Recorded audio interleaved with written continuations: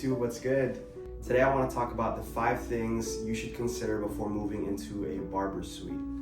So I've been in a private barber suite for 2 years now. Thank God. It's been good, it's been busy. So these are the 5 things in no particular order that you should think about before moving into a private suite. Number 1 is, how booked are you? The rule of thumb is being 80 to 90% booked. And why does this matter is because when you move into a barber suite, when you are leaving the barber shop and you go into a barber suite, you are not getting the same amount of traffic. You're not getting the same amount of walk-ins that you would get when you're working in a barber shop, because you're not going to be surrounded by other barbers. You're not attracting walk-ins. You know, I work at the mall, and you might think, oh, I get a lot of traffic here because I work at a mall. There's plenty of stores, there's a Target here, there's a Ross here, there's plenty of restaurants.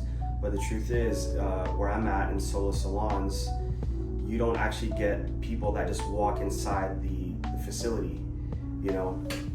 So being 80 to 90% booked out is something that you should really consider.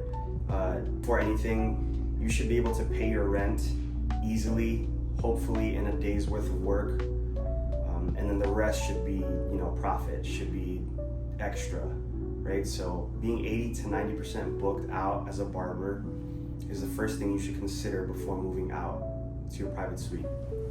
Number 2, how many new clients a week are you attracting? How many people are looking for you?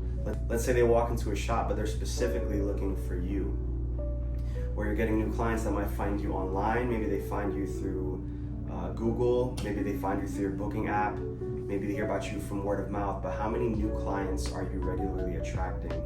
And again, this just goes back to, you are not going to be getting the same amount of traffic. You are not getting the same walk-ins that you are getting as if you'd be working in a barbershop. So again, being booked out to 80, 90%, and then how many new clients are you attracting regularly are 2 things that I would consider. All right, number 3. All right, the third thing that I would consider before moving into a private suite is, what is your long-term plan? If it is your plan to eventually open up your own barbershop at some point, this is something you want to consider. Maybe a private suite is just a short-term, maybe it's a temporary solution, maybe it's just something that you want to explore, which is completely fine.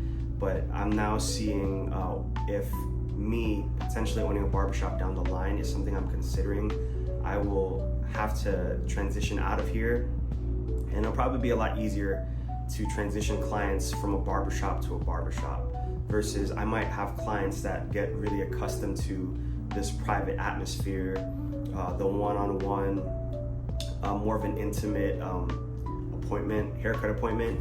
So the 4th thing that I would consider is location, right? Location is important. If you are leaving a barbershop and you would like to go into a barber suite, I would go to a location that is not very far. Make it a very easy transition for your clients to come see you. Luckily for me, the suite from my old barbershop was about, I would say, 10 to 15 minutes away. It's not terrible, but another thing that made this decision really easy for me was that it was at the center of Jacksonville. Basically, everyone comes to the town center at some point, right? You have all the stores that you're looking for. You have all the restaurants that you would want to eat at. You got Publix right across the street. So these are all things that I looked at before I considered moving. Number 5. The number 5 thing that I would consider before moving into a private barber suite is, how self-driven are you? It's a lot easier to just rent a chair at a shop and just walk in, come and go as you please, only having to manage your station. You might not even have to market for yourself a lot. But being self-driven, I've always been in a good habit of constantly marketing myself, whether it's social media, whether it's just putting myself out there. Maybe it's playing basketball, maybe it's going to a local pop-up, just so that you are constantly meeting new people and trying to recruit potential clients. I think this is important. You know, wearing the different hats that you gotta wear as a business owner, it is a lot. I'm still learning. I'm definitely not perfect, but you know, when it comes to running your business, when it comes to marketing your business, when it comes to, again, putting yourself out there, there's a lot of things to consider when you're working by yourself and running a private barber suite. So think about how self-driven you are. Think about the amount of work that you want to put in. And really think about if this is a decision that would make you happy. So those are the 5 things that I would consider before moving into a private barber suite.